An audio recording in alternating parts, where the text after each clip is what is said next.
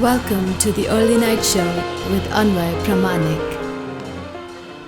Welcome to another episode.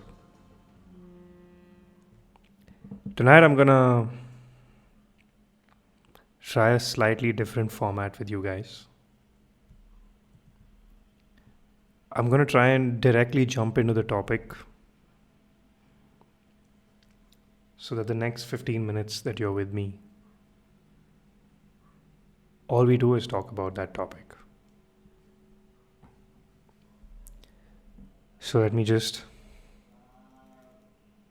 light up this joint.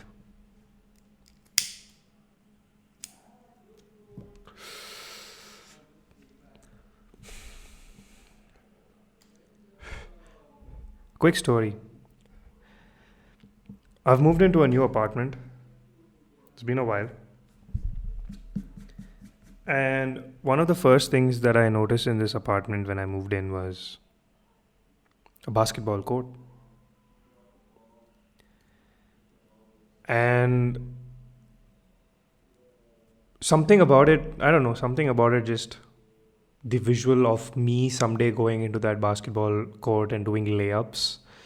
I think that kind of a vision was just stuck in my head. And it's been 4 months, 4 months that I've been in this apartment, 3-4 months. And because of the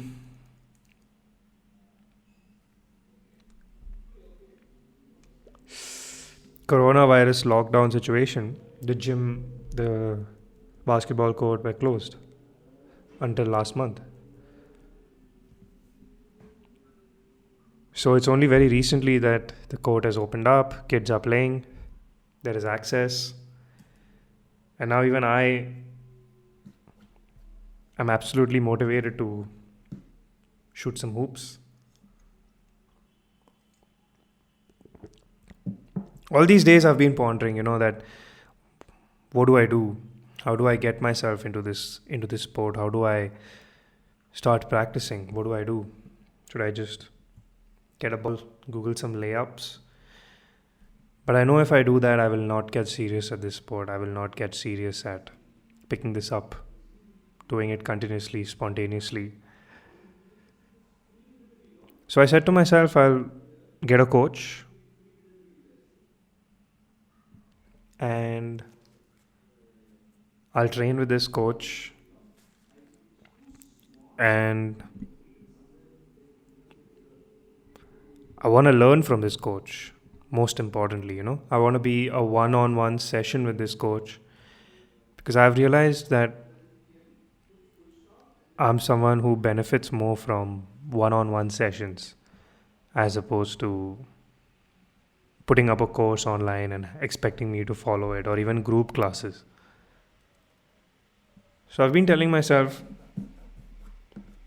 I'll find a basketball coach, or I'll figure out a way to do it one-on-one with someone, maybe a friend of mine, maybe I don't know. I was waiting for chance. And just a while back,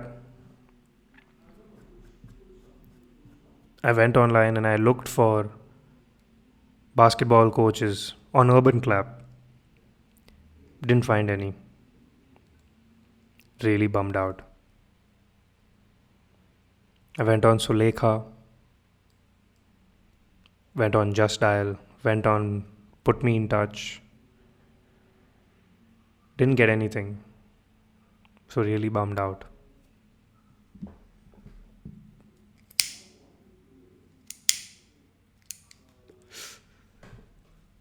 And then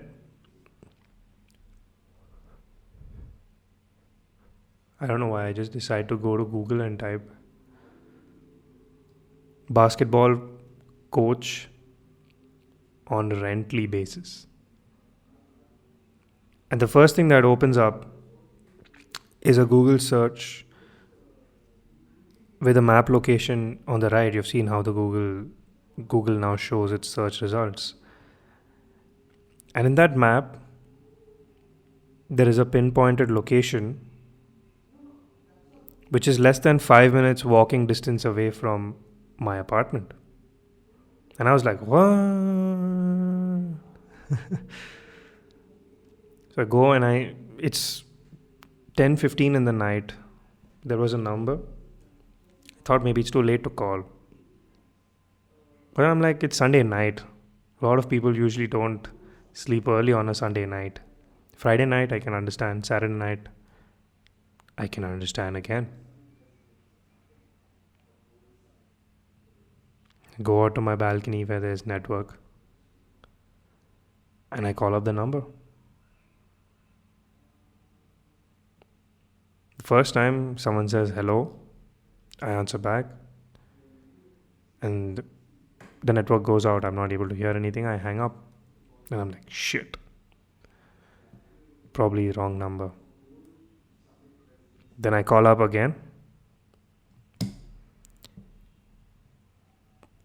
Takes a while for the person to receive my call. I'm assuming he thought I was like a spam or something. But he picks up nonetheless and he goes, yellow. Now, when you listen to an American guy talk over the phone and you listen to an Indian guy who's lived in America and now has the American accent talk on the phone, you'll know which is what. Doesn't matter. I've met this one Indian guy who's born and brought up in the States for 3-4 generations. Their family, I mean. And even his accent, if you close your eyes, you'll be like, okay, it's an American guy talking to me.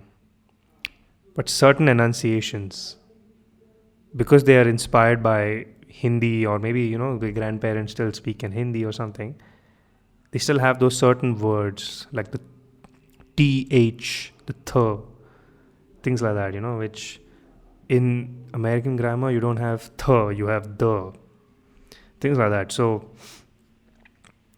but then when you listen to an American speak, it's an American. So, the yellow, I was like, wow, this sounds oddly American for some reason. And I start speaking. I'm like, hi, I just wanted to check if this is All-Star basketball. And he's like, yes, it is. Again, a very, very oddly American accent. I'm like, wait a second. Did I call the American number or something by any chance? Because even the name of the organization is All-Star Basketball. Very American. And anyways. So I continue the conversation. I tell him, hey, I live in Salarpuria Satwa Gold Summit. And he's like, yeah, I know, it's 5 minutes away. And I tell him, hey, dude, we have a basketball court. I've been wanting to learn the sport. I have no guidance. Do you think you have a coach or something you can help me out with a financial plan? Do you have anything in mind? And he's like, see, how old are you? I said, I'm 25. He says, perfect. We have a bunch of guys in our sessions already who are in between being a pro and being an amateur. So why don't you come tomorrow 7 a.m. This conversation happened like 15 minutes back.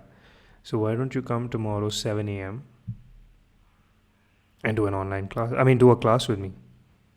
And then after that, you can decide if you want to join for a course. It's thrice a week, 7 to 8, so and so, so and so. Now I was like, okay, that reminds me, I've got to set the alarm or I'm going to forget. 6:30 alarm for tomorrow and a 6:45 alarm in case I don't wake up on time. Yep. So now that happens.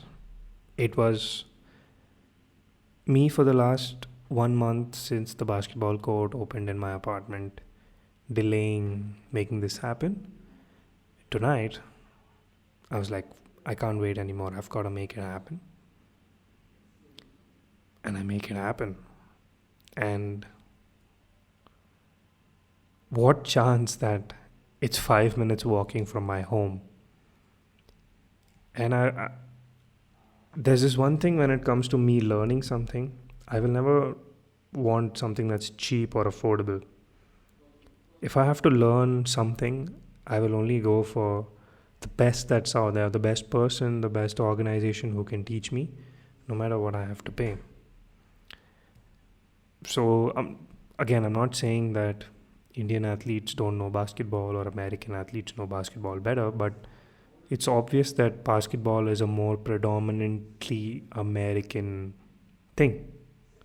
It's a more predominantly American sport, something that's more predominantly American and integrated into their high school lifestyle. Kids have a choice of, going between football, basketball or baseball into their pro careers if they want to pursue a pro college sports career.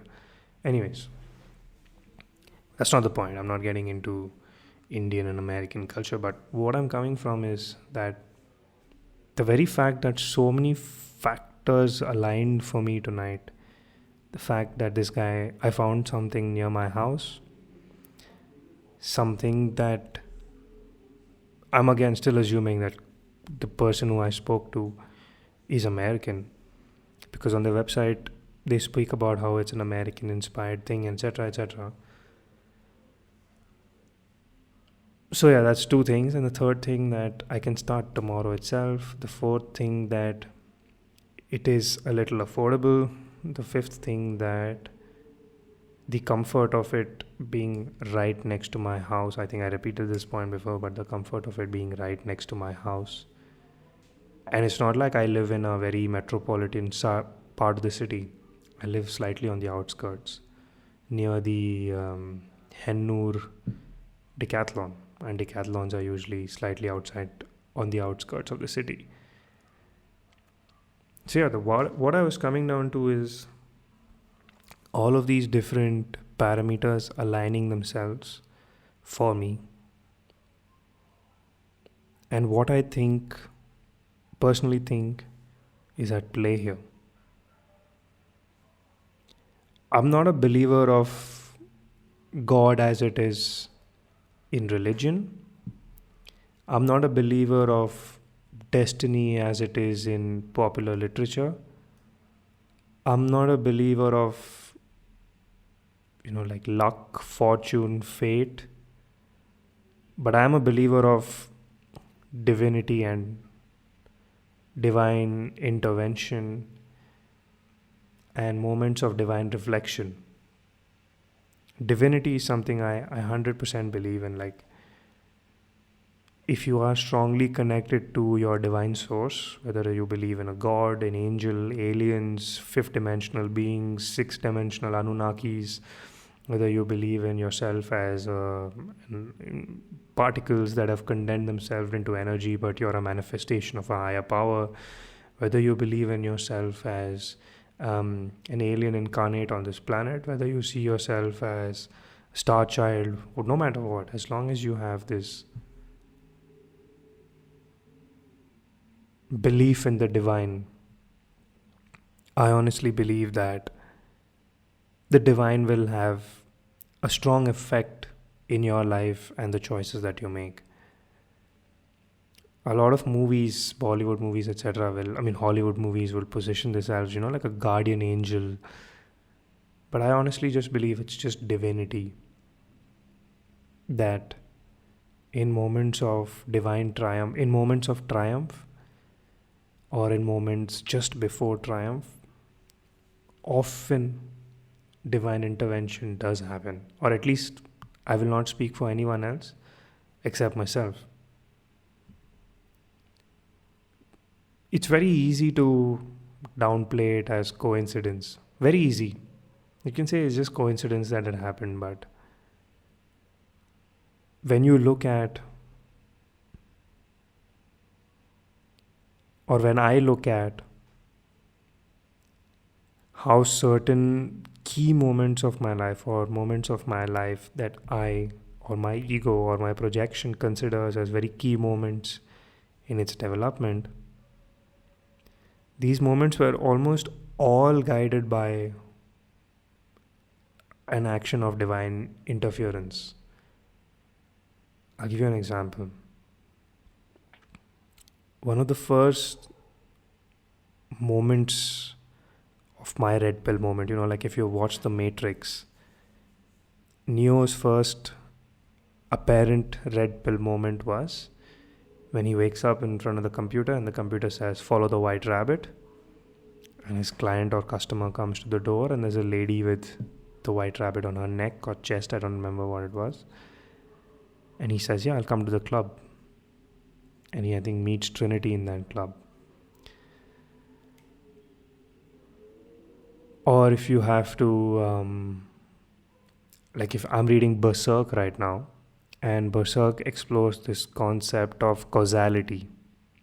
Things have to happen as they have to happen, and individual actions can only alter it to a certain extent.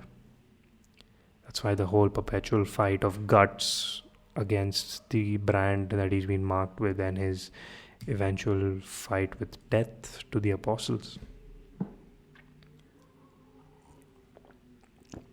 Anyways, another moment of extreme divine intervention in my life. My first red pill moment was when I went to Gokarna. But how I went to Gokarna was I was part of a band, a metal, sludge doom band. We were quite good.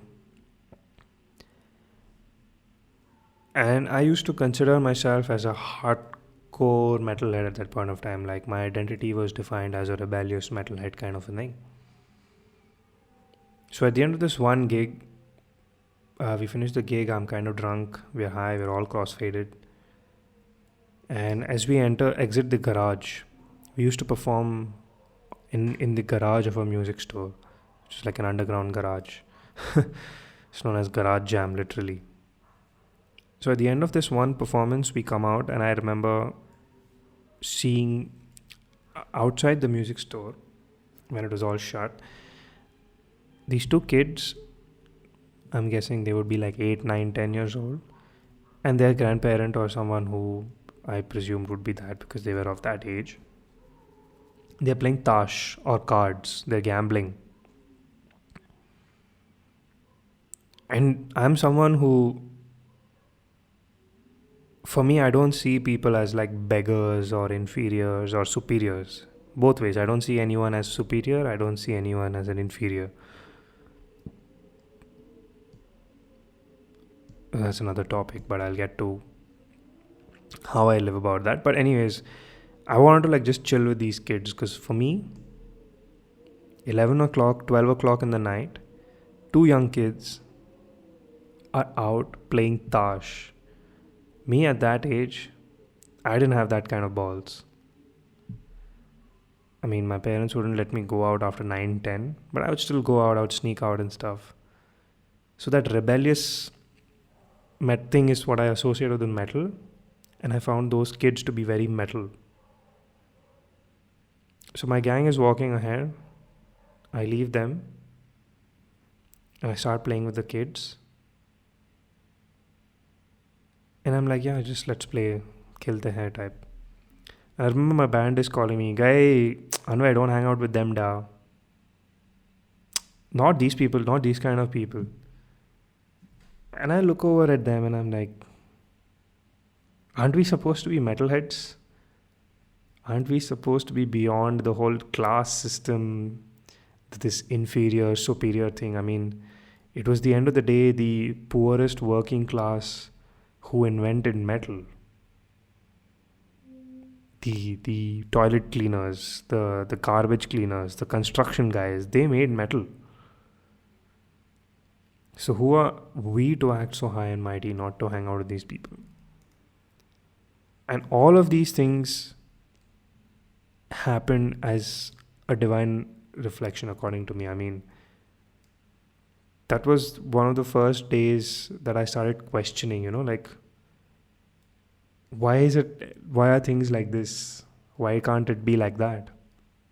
Why is everything so fake? Why is everything so plastic? Why is everything so sold out?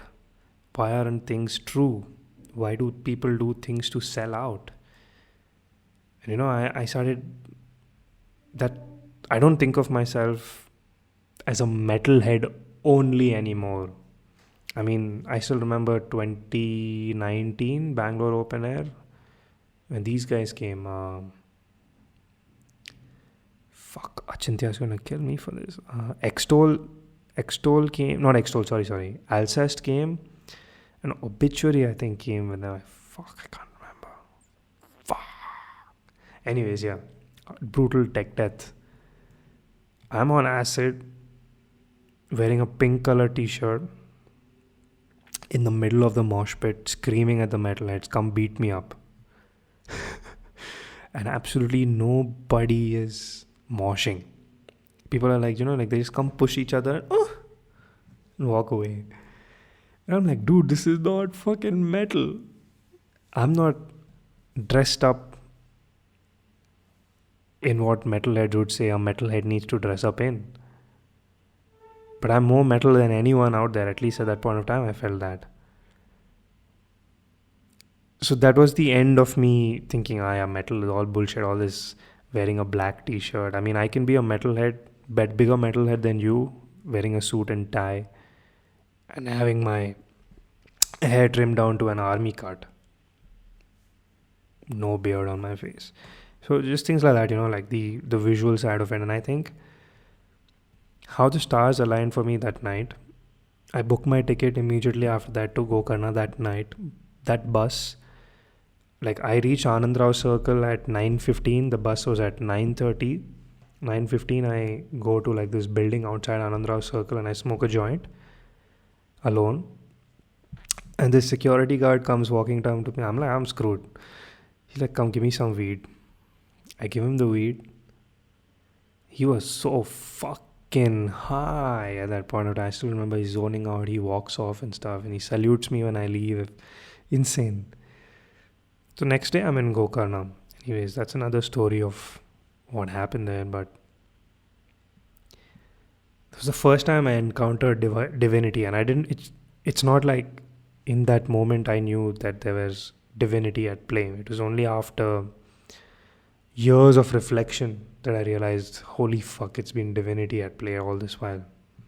And not just with Gokarna, like the job that I'm doing right now, the boss that I'm working with is probably one of the only human beings that I have met who I think is better than me. To be honest. And when I say better than me, I don't mean materialistically, like has more money, has a bigger house, not that. But as a human being. I aspire to be a king, knowing I'm not a king today. The person I work with is already a king. That's what I mean to say. And how I met him, I just lost my job at this startup. Really fucking depressed in my life. 2 months.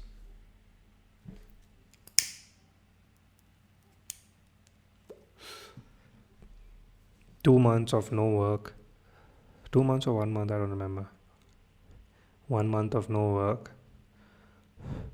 And I told myself I'm never gonna work again. This world is bullshit. People are bullshit. Fuck them. I was answering no calls. I was definitely not answering calls from unknown numbers. Not even my friends. 20 days go by, 15, 20 days go by, and one day I'm on my bed using my phone and a number calls me. Unknown number. I'm like, okay. I don't want to pick this. And I don't. The number calls me back. Pick it up. Hi, my name's Anam. I'm calling from a so-and-so recruitment company. I hear you're interested in a senior copywriter role. I say, no, Anam. I'm not looking for a job right now. And then Anam says, but you have a really good profile. I mean, are you currently hired? I said, no, Anam, I've just lost my job. And then, we have a little bit of a banter to and fro. And then I tell her, like, fuck this shit. I don't believe in agencies. I don't believe in marketing. I think it's just two fancy words you put on your website. My vision statement, my mission statement. But nobody really lives through to that. So this lady, Anam, she tells me, you know what? Just go and meet this person, Idris. Just go and meet him. It's not a job interview or anything. Just go and meet him. I said, no, Anam, yeah, it's a waste of time, not happening. She's like, just, Anway, listen, just go and meet him. I said, okay. So she sets up an interview. I go meet him. And today it's, I think, what, 9 or 10 months in that agency. And I would personally consider myself as under the tutelage of Idris. I think I consider him as a life mentor. I wouldn't say that he spoon feeds me or babysits me or anything like that. He's really hard on my ass. But when I need guidance, he's one phone call away. Personal, professional, doesn't matter. He's always there. Even and the life that I have right now, I mean, the kind of mental state, the kind of happiness, the kind of introspection, the kind of freedom, the kind of growth that I've seen in myself. I'm a creative director today. I'm probably pitching to CXOs, CEOs who 5 years back when I started this career, I'm like, no, I don't think I'm ever going to be pitching to a boardroom, the board members of a 4,000 crore company. But I did multiple times in Bombay, in Bangalore. Even I think took 2 clients in Singapore, one in Dubai. I don't remember. Fuck that. All thanks to the freedom, the space, the kind of freedom and space that Idris has given me, the kind of freedom to choose my own accountability, and the kind of space to grow myself the way I want to in his organization. He's given me that. And it was all of these things that I have right now wouldn't have happened if I didn't pick up that second phone call of Anam. And I'm not fucking around. That was the only phone call I'd picked up in 15-20 days. And I believe that was divinity at play again. My guardian angel, my divine spirit, my ancestors, my gods, my whoever that is, I'm pretty sure you're the one listening to me right now and telling me, motherfucker, I'm always there for you. We're always there for you. So yeah, today I just wanted to talk about this whole divinity thing, on my belief with divinity and how much I don't think it's coincidence but rather something much greater. There are magical divine powers at play out there which we only get to see a glimpse of in our lives, and the more we open ourselves to it, the more it opens itself to us. Now again, this is not me saying that you become a CEO because your divine power makes you a CEO, but no, the divine power opens up certain doors for you, unlocks them. But at the end of the day, it's up to you to make the effort. So it's like I like to tell this as an example. Like, the divine powers will make sure that the dice comes in your hand, and it will do its best to make sure that the dice rolls out in the number you want it to roll out. But at the end of the day, you have to roll the dice. You have to shake it in the clasp of your palms. You have to roll it out. You have to take that effort. So yeah, tonight I hope was an equally divine night for you.